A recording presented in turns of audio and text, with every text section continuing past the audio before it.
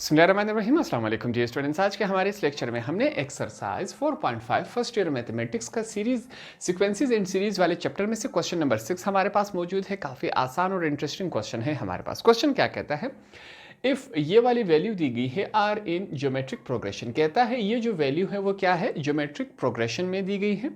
हमने इस वैल्यू को इस्तेमाल करके हमारा आंसर जो है वो फाइनल ये आना चाहिए। इसीलिए यहाँ पर कहा गया है show that x is equal to plus minus radical y z. इस वैल्यू को इस्तेमाल करके हमने वो फाइंड आउट करके देना है। सिंपली हमने यही काम करके देना है। क्वेश्चन को स्टार्ट करते हैं। सबसे पहले यहाँ पर हम क्या लिखेंगे, हम लिखेंगे हमारे पास ये जो वैल्यू दी गई है, एक दफ़ा इसको लिख लेते हैं। 1 अपॉन एक्स वाई कॉमा है, फिर हमारे पास क्या है 1 upon y z comma 1 upon z x, यह हमने लिखा। साथ में हम क्या लिखेंगे, आर इन ज्योमेट्रिक प्रोग्रेशन, कि ये जो वैल्यू है हमारे पास वो ज्योमेट्रिक प्रोग्रेशन में दी गई है।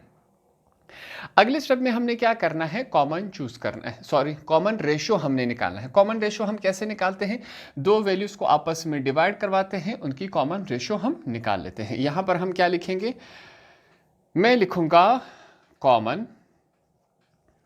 Common ratio between second and first term. पहले और दूसरे टर्म के बीच में हमने क्या लेना है, कॉमन रेशियो हमने निकाला है। बीच में क्या डाला, इज इक्वल टू। अब इज इक्वल टू की दूसरी तरफ हम क्या करेंगे, यहां पर इन दोनों का भी हम कॉमन रेशियो लेंगे। पहले हमने लिखा कि इन दोनों का कॉमन रेशियो हमने निकाला है, अब इन दोनों का निकालेंगे। यहां पर हम क्या लिखेंगे, फिर से मैं लिखूंगा common ratio between third and second term. ठीक है, दूसरे और तीसरे टर्म के बीच में अब हमने क्या निकालना है, कॉमन रेशियो निकालना है। सिंपल सा काम यहां पर करेंगे। सबसे पहले इस वाले हिस्से में, सेकंड और फर्स्ट वाले हिस्से में हमने क्या निकालना है, कॉमन रेशियो। हमारे पास क्या आएगा, आर से इसको जाहिर कर लेते हैं। हमारे पास क्या आएगा, 1 अपॉन, सॉरी पहले इस सेकंड वाली वैल्यू को लिखा जाता है। हमारे पास वैल्यू क्या है, 1 अपॉन वाई जेड, इसको डिवाइड करवाया जाता है पहली वैल्यू पे, जो कि हमारे पास क्या है 1 अपॉन एक्स वाई। बीच में कौन सा साइन है, इज इक्वल टू। दूसरी तरफ हम क्या करेंगे, तीसरी वैल्यू को दूसरे पर डिवाइड करवाएंगे। तो तीसरी वैल्यू हमारे पास क्या है, वो लिखेंगे 1 अपॉन जेड एक्स, फिर नीचे क्या है हमारे पास दूसरी वैल्यू ये है। इन दोनों का हमने कॉमन रेशियो निकालना है। हमारे पास है 1 अपॉन वाई जेड, ये हमारे पास हो गया। ठीक है, अगले स्टेप में यहां पर मैथमेटिक्स में एक रूल होता है, फिर से यहां पर इस रूल को समझेंगे। हमने कहा था, देखिए ये अपॉन का उसका भी अपॉन फिर अपॉन आ रहा है। ठीक है, डिवाइड का उसका भी डिवाइड फिर डिवाइड आ रहा है। ऐसी सूरत में जो ये नीचे वाली वैल्यू होगी इसको हम ऊपर शिफ्ट करवा देंगे। ऊपर शिफ्ट करवाएंगे, पहला रूल तो ये हो गया। सबसे पहले हम ऊपर वाले हिस्से को लिख लेते हैं, जो कि हमारे पास क्या है 1 अपॉन वाई जेड, ये हमारे पास इस शक्ल में मौजूद है।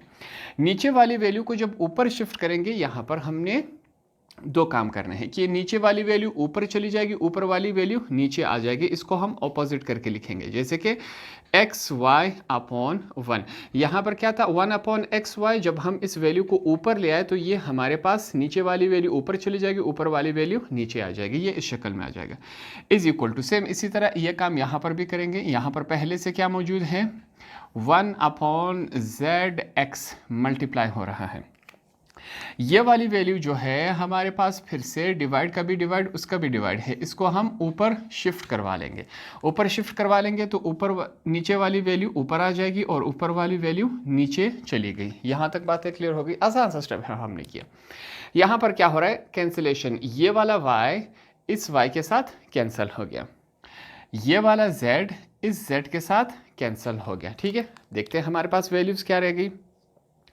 x जो है 1 के साथ मल्टीप्लाई होगा x आएगा, z जो है 1 के साथ मल्टीप्लाई होगा z ही आएगा। दूसरी तरफ y जो है 1 के साथ मल्टीप्लाई होगा y आएगा, x 1 के साथ मल्टीप्लाई होगा, हमारे पास ये आ जाएगा। यहाँ तक तमाम बातें क्लियर हो गई। अगले स्टेप में क्या हो रहा है, यहाँ पर क्रॉस मल्टीप्लिकेशन होगी, ये वैल्यू इसके साथ और ये वाली वैल्यू इसके साथ मल्टीप्लाई होगी। ये लाइंस आपके समझाने के लिए, इस बात को आपने ध्यान में रखना है। तो हमारे पास क्या आएगा, x मल्टीप्लाई का जो निशान है मैं रेड से लगा लेता हूँ, ठीक है। आपने x और मल्टीप्लाई के निशान में कंफ्यूज नहीं होना। x मल्टीप्लाई हो रहा है x के साथ, z हमारे पास मल्टीप्लाई हो रहा है y को मैं ब्लू से लिख लेता हूँ, y के साथ ये मल्टीप्लाई हो रहा है। सिंपल सा हमने काम किया, इनकी मल्टीप्लिकेशन करवा लेते हैं।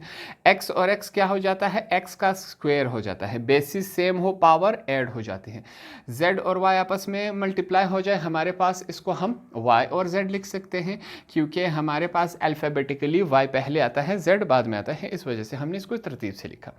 अब यहाँ पर अगर हम क्वेश्चन को चेक करें, क्वेश्चन में हमारे पास वहाँ पर y z है, x के ऊपर पावर भी नहीं है, प्लस माइनस है, रेडिकल मौजूद है, तो हमारे पास ये इस शक्ल में है। थोड़ा सा और काम हमें करना पड़ेगा इसको उस शक्ल में ट्रांसफ़र करने के लिए।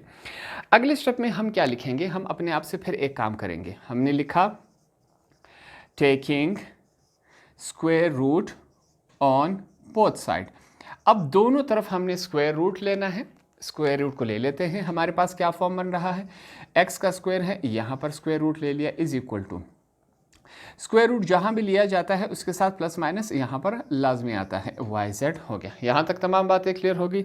आगे के स्टेप में क्या होगा, हमारे पास ये जो 2 है इस स्क्वायर रूट के साथ कैंसिल हो गया। वैल्यू क्या रहेगी हमारे पास, यहाँ पर x is equal to plus minus radical yz। अगर हम इस वाली वैल्यू को चेक करें, क्वेश्चन में जो दी गई है इसको चेक करें, दोनों हमारे पास क्या है, सेम है। इस क्वेश्चन में हमने यही फाइंड आउट करके देना था कि ये जो हमारे पास वैल्यू है जो कि ज्योमेट्रिक प्रोग्रेशन में है, इसको इस्तेमाल करके हमने वो साइड प्रूफ करके देना था। यहाँ पर हमने सिंपली प्रूफ करके दे दिया। होप आपको ये वाला क्वेश्चन भी आसानी से समझ आ गया होगा।